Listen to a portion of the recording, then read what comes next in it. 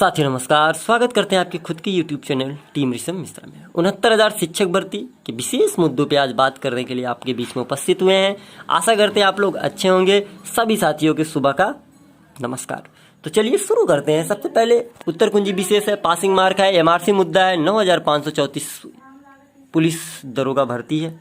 तो इन सारी चीज़ों पे चर्चा करेंगे। चलिए पीछे से सब चर्चा करते हुए चलते हैं। सबसे पहले बात करें हम 9,534 पदों पे जो यूपी पुलिस दरोगा की भर्ती आ रही है वो क्या कुछ है उसमें, तो उसमें हम आपको बता दें। तो ये हमारे पास जो है एक डाटा आ गया है, तो इसमें हम आपको बता दें कितने पद कैसे क्या हैं। प्रदेश पुलिस का बेड़ा और मजबूत किया जा रहा है। दिसंबर से जनवरी के बीच दरोगा के 9,534 पदों पर सीधी भर्ती होनी है। पहले 6,130 पदों पर भर्ती होनी थी। इनमें सिविल पुलिस के सब इंस्पेक्टर 5,623, पीएससी के प्लाटून कमांडर के 484 व अग्निशामक सेवा में 23 पद थे। इन्हें बढ़ाकर 9,534 कर दिया गया। पुलिस व प्रोन्नति बोर्ड के अध्यक्ष आर.के. विश्वकर्मा के अनुसार लिखित परीक्षा के आयोजन के लिए टेंडर आमंत्रित किया गया है। शेष औपचारिकताएं शुरू की जा रही हैं। उन्होंने कहा कि कोरोना संक्रमण की वजह से समय लग गया, स्थितियों को देखते हुए परीक्षा की तिथि तय की जाएगी। इसके अलावा पुलिस के जो 1,300 पदों पर भर्ती होनी है, इसकी प्रक्रिया भी दिसंबर से जनवरी के बीच जाएगी। तो कहने का मतलब ये है कि एक मिला जुला के भारी भरकम जो है यूपी पुलिस में जो है भर्ती देखने को मिलेगी भविष्य में। तो जो भी साथी इच्छुक हैं, जो भी साथी यहाँ सेवा देना चाहते हैं प्रशासनिक में, यूपी पुलिस फोर्स में, तो वो जा कर के इस चीज़ से जुड़ सकते हैं और परीक्षाओं की तैयारी में अभी से जो है लग सकते हैं। चलिए अब दूसरी बात कर ले विशेष कि 9,000 पासिंग मार्क मुद्दे पे अगर हम बात कर लें तो पासिंग मार्क आर्डर की अगर हम बात करें कि कब आ रहा पासिंग मार्क आर्डर, तो हम आपको पहले ही बताए थे कि मामला जब तक लिस्टेड ना हो तब तक पासिंग मार्क कब आ रहा है इस पे आप और हम कुछ नहीं कह सकते, क्योंकि आपको हम बताएं कल जो है एक आर्डर आया है माननीय ललित साहब के बेंच से 22,000 सीटों की जो जुड़वाने की बात थी। जो पिछली 68,500 सीटें बची थी उसको जो है इसमें जोड़ने की बात हो रही थी कि वो 22,000 सीटों को ला करके इसमें 69,000 में जोड़ दिया जाए, वो जो सीटें बची हैं। तो उस पर माननीय ललित साहब के तरफ से ये आदेश आया है कि जो है अभी जब तक 24 को जो मामला रिजर्व किया गया है, जो ऑर्डर रिजर्व किया गया उसको जब तक रिलीज नहीं किया जा सकता 69,000, तो इसके पहले इस मामले को नहीं सुना जाएगा। तो ये बड़ी बात है। तो सिरे से जो है उसको जो है हटा दिया गया, उसको बाद में लिस्टेड करके फिर इसके बाद सुना जाएगा। अब रही बात ऑर्डर की, तो ऑर्डर के बारे में सिर्फ माननीय ललित साहब को पता है कि ऑर्डर कब आएगा।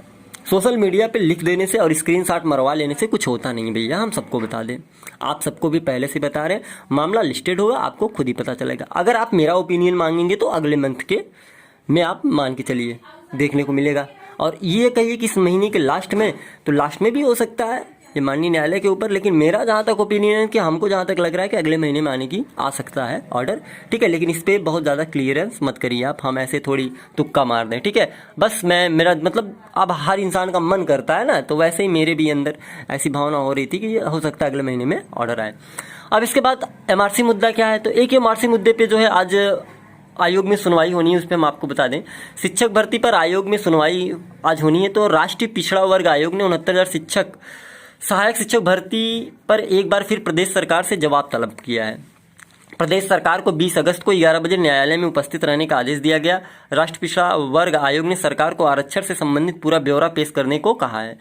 आयोग ने उत्तर प्रदेश सरकार को चेतावनी दी है कि यदि 20 अगस्त को आयोग न्यायालय में सरकार ने कोई ब्यौरा नहीं दिया तो आयोग संविधान के नियमों के तहत कार्यवाही करेगा। तो ये एमआरसी मुद्दा है। इस पे जो है आयोग ने पूरा डाटा मांगा है, किस प्रकार से जो है आरक्षण को लागू किया गया है, कहाँ क्या चीज़ें हैं, कितनी सीटें हैं, किस प्रकार से आपने आवंटन किया है और किस किस जिलों में किस प्रकार से क्या सिचुएशन आपने मतलब क्रिएट की है, किसको कैसे क्या दिया है। तो वो सारी चीज़ों पे जो है एक डाटा मांगा गया है। तो उस डाटे के बाद जो है अगर डाटा से जो है आयोग संतुष्ट होता है तो जो भी आयोग द्वारा स्टे वगैरह लगाया गया है वो वैकेंट हो जाएगा, वो हट जाएगा।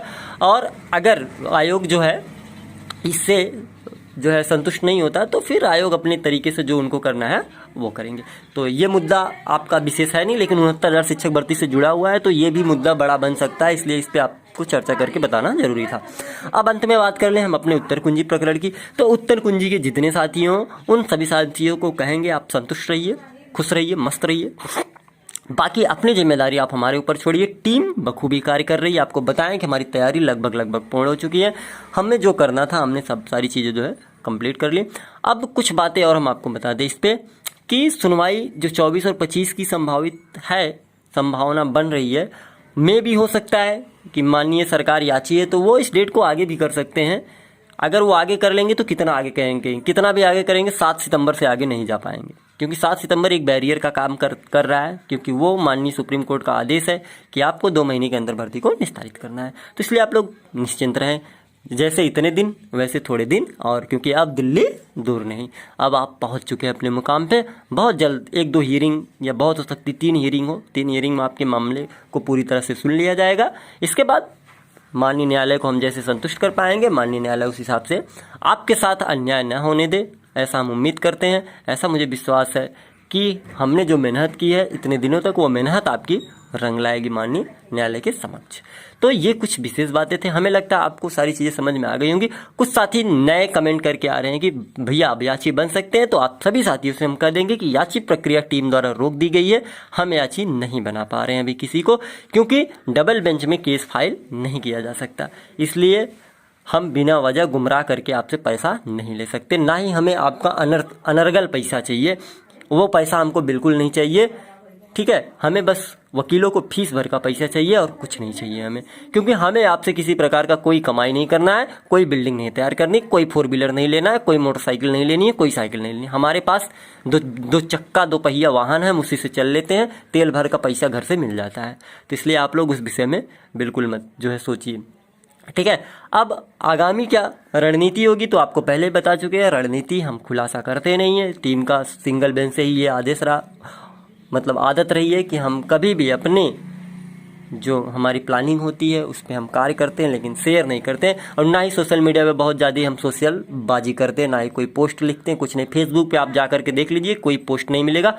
बस हाँ, सुबह शाम एक वीडियो मिल जाएगा, वो भी 69,000 शिक्षक भर्ती से रिलेटेड या बेसिक शिक्षा में या शिक्षा जगत से जुड़ी हुई कोई खबर होती है तो वो हम आपके पास तुरंत पहुंचा देते हैं, क्योंकि हम जानते हैं कि आप हमारे तरह भी परेशान हैं। और कुछ साथी हमारे बहुत ही गांव से बिलोंग करते हैं जिन तक ये सूचना ना मिल पाई हो, ठीक है। तो हम आशा करते हैं कि वो सारे साथी जो है इन सूचनाओं से रूबरू हो जाएंगे और फैक्ट मिल जाएगा उन्हें, तो वो संतुष्ट रहेंगे। नहीं तो कोई गुमराह कर देता है तो एक उम्मीद पाल बैठते हैं, और बाद में जब वो चीज़ें होती नहीं तो ऐसे स्टूडेंट जो नहीं उस चीज़ को झेल पाते तो उनको बहुत तकलीफ होती है। तो इससे अच्छा है कि शुरुआत